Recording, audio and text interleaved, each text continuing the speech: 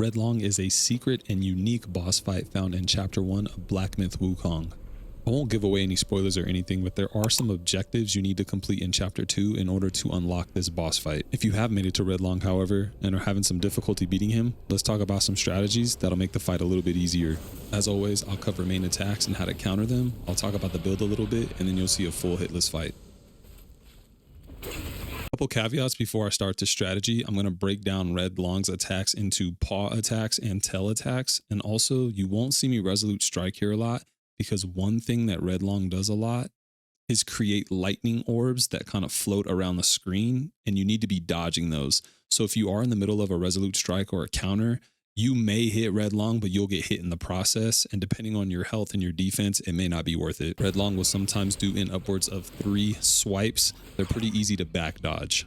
If he briefly gets up on his hind legs, he's coming down for a double smash attack.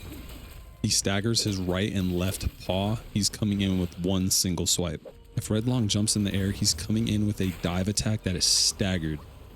The right paw will land first, so my suggestion is to veer to your right and make sure you dodge his left paw. After that, he's going to fly in the air and he's going to try to swipe you with his tail. Remember that lightning I talked about earlier? It's everywhere during this. Keep in mind, if you are attacking Red Loong from behind, he does have a quick paw swipe. If Red Loong starts flying around and the screen kind of zooms out, he's coming in for one of his highest damaging dive attacks. It's basically this huge dive bomb that has a lot of lightning around it. Despite the look of it, it's actually fairly easy to dodge. That's a good segue into talking about tail attacks. He has 3 of them, and I like to categorize them by speed: quick, medium, long. The quick one is a counter. On any tail attacks, they can be predicted before they happen because his tail will glow. Sometimes you may be too close to Red Loong to see that happen, so there are some other things to look out for. The quick one's usually only going to happen when you're pummeling Red Loong successfully. The tell here is that he jumps straight in the air. You are going to want to roll backwards or forwards immediately. Keep in mind the medium tail swipe has a little bit of a hesitation to it.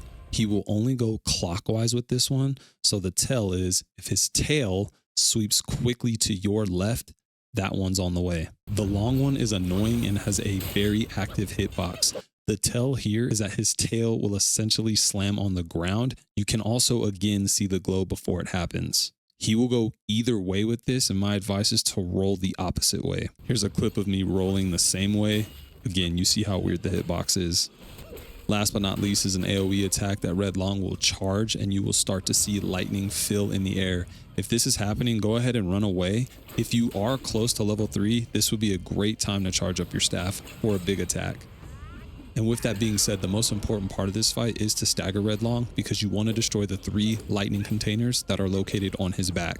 Once the 3rd one is destroyed, the fight immediately ends. Make sure to have good things in place to stay aggressive and to get him staggered as much as possible. And on that note, let's talk about the build a little bit. Despite making our way into Chapter 2 and doing some things there, we're still rocking the Pilgrim set with the Windbear staff and the Wandering White as our spirit.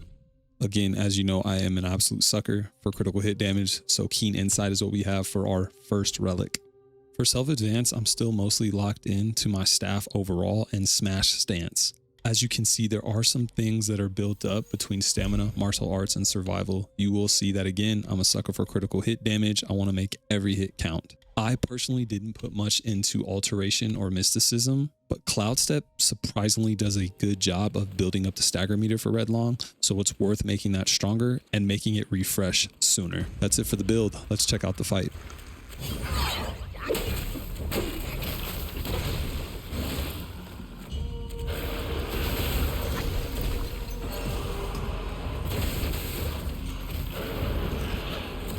You